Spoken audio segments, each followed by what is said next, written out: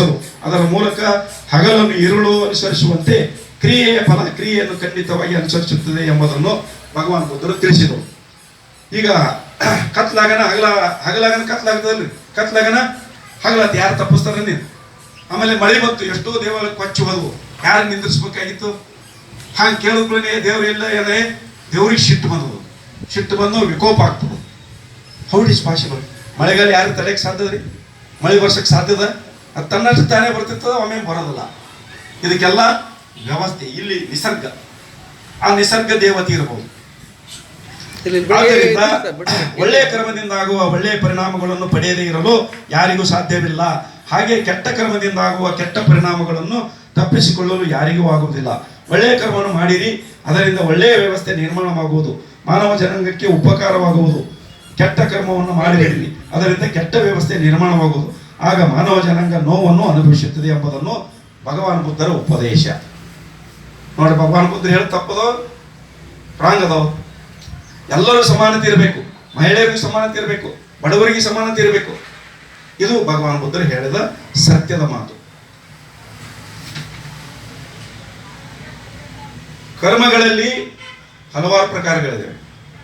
ತಕ್ಷಣ ಪರಿಣಾಮದ ಕರ್ಮ, ದೂರದ ಪರಿಣಾಮ ಕರ್ಮ, ಅಖಚಿತ ಪರಿಣಾಮದ ಕರ್ಮ ಎಂದು 3 ವಿಧಗಳನ್ನು ಗುರುತಿಸಬಹುದು. ಪರಿಣಾಮಕಾರಿಯಲ್ಲದ ಕರ್ಮ ಎಂಬ ಕರ್ಮವೂ ಇದೆ. ನೀವು ಒಳ್ಳೇದು ಮಾಡಿರ್ತೀರಿ, ಕೆಲವೊಮ್ಮೆ ಆಗಲ್ಲ, ಒಳ್ಳೇದಾಗಲ್ಲ. ಕೆಲವು ಕೆಟ್ಟ ಜನರು ಇರ್ತಾರೆ, ನಾ ಎಲ್ಲ ಒಳ್ಳೇದು ಮಾಡಿನಪ್ಪ, ನಾ ಏನು ಪಾಪ ಮಾಡಿರ್ಬೇಕಂತಾರಿಲ್ಲ, ಅದು ನಿಮ್ಮ ಫಲಕಾರಿನಿಗೆ ಆಗಲ್ಲ. ಯಾಕಂದ್ರೆ ಭಗವಾನ್ ಬುದ್ಧರು ಹೇಳ್ಯಾರು, ನಾನು ನಿಮಗೆ ಏನನ್ನು ಕೊಡಲಾರೇನೋ, ನಿಮ್ಮ ದಾರಿಯಲ್ಲಿ ನೀವೇ ಹೋಗಬೇಕು.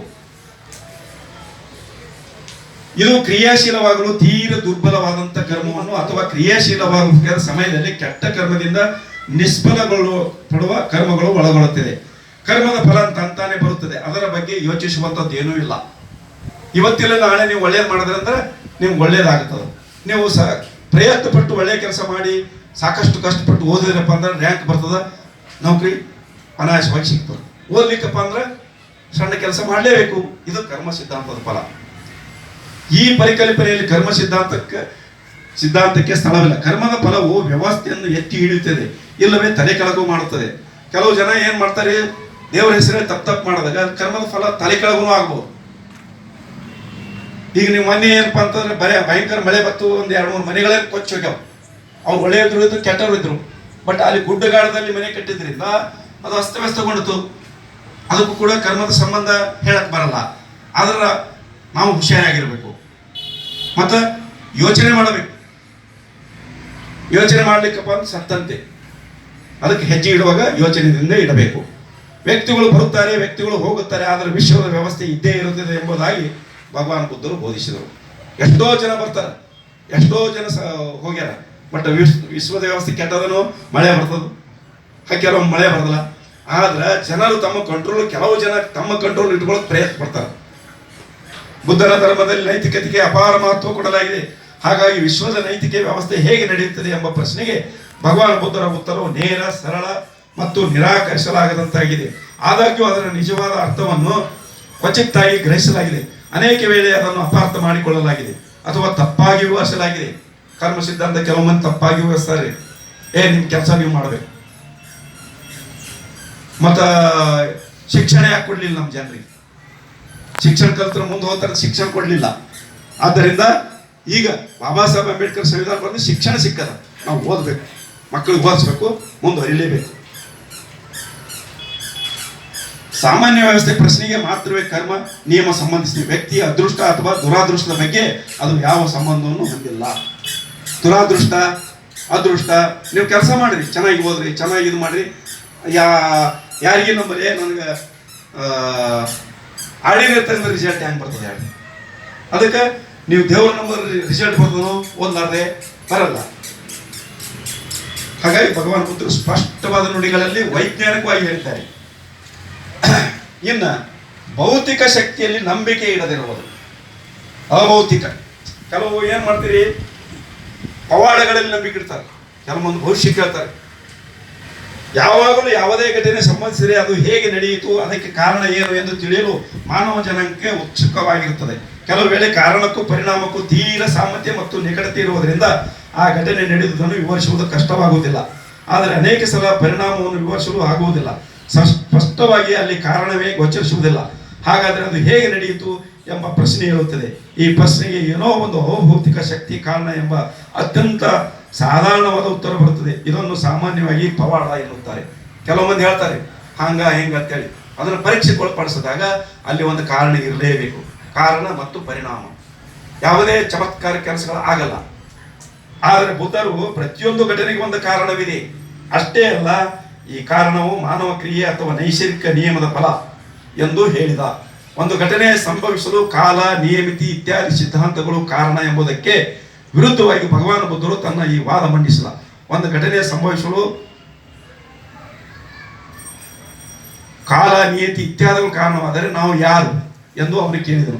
ಮನುಷ್ಯರಾದವರು ಕೇವಲ ಕಾಲ, ನಿಯತಿ, ಅದೃಷ್ಟ, ದೇವರನ್ನು ಕೈಗೊಂಡ್ರೆ ಮನುಷ್ಯರು ಸ್ವತಂತ್ರವಾಗಿಲ್ಲ ಎಂದರೆ ಅವರ ಇರುವಿಕೆಯಿಂದ ಪ್ರಯೋಜನವೇನು?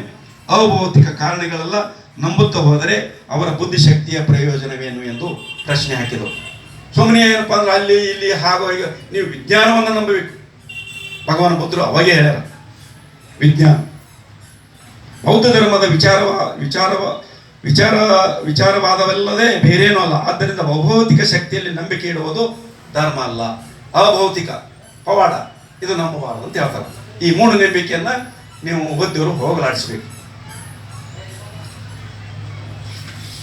ಸೊ ಇಲ್ಲಿಗೆ ಇನ್ನೊಂದೆರಡು ವಿಷಯ ಹೇಳಿ.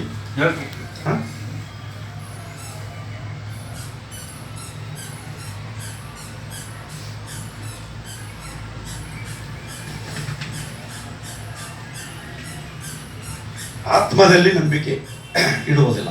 ಎಲ್ಲಿದೆ ಆತ್ಮ? ಯಾರ್ಯಾರು ನೋಡಿರಿ? ದೇವರು ಯಾರ್ಯಾರು ನೋಡಿರಿ? ಕಂಡಾರ? ಇಲ್ಲ. ಹಾಗೆ ಆತ್ಮನು ಕೂಡ ಆತ್ಮ ಅದಂತಾರವರು. ಆದರೆ ಭಗವಾನ್ ಬುದ್ಧ ಆತ್ಮ ಇಲ್ಲ, ಸ್ವರ್ಗ ಸುಖ ಇಲ್ಲ, ಆದರೆ ಪರಿಪೂರ್ಣ ಮನಸ್ಸು ಇದೆ ಎಲ್ಲರಿಗೂ. ಮನಸ್ಸೇ ಕಾರಣ. ನಾವೇನು ನಂಬಬೇಕು, ಏನು ಬಿಡಬೇಕು? ಮನಸ್ಸು ಪರಿಪೂರ್ಣವಾಗಿ ಆನಾಪಾನ ವಿಪස්සನ ಧ್ಯಾನ ಮಾಡಿದರೆ ಮನಸ್ಸು ನಿಮಗೆ ಕಂಟ್ರೋಲ್ ಬರ್ತದೆ. ನೀವು ಏನನ್ನಾದರೂ ಸಾಧಿಸಬಹುದು. ಭಗವಾನ್ ಬುದ್ಧರು ತನ್ನ ಧರ್ಮವನ್ನು ಬೋಧಿಸುತ್ತಿದ್ದಾಗ ವೇದಾಂತ ಎಂಬ ಸಿದ್ಧಾಂತ ಪ್ರಚಲಿತವಾಗಿತ್ತು. ಅದು ಹುಸಿ ತರ್ಕಗಳ ಮೇಲೆ ನಿಂತಿತ್ತು. ಆ ವರ್ಷಗಳ ಹಿಂದೆ 2000 ವರ್ಷದ ಏನು ಮಾಡಿದ್ರಿ? ವೇದಾಂತ ಇತ್ತು. ಹಾಗೆ ಹಿಂಗೆ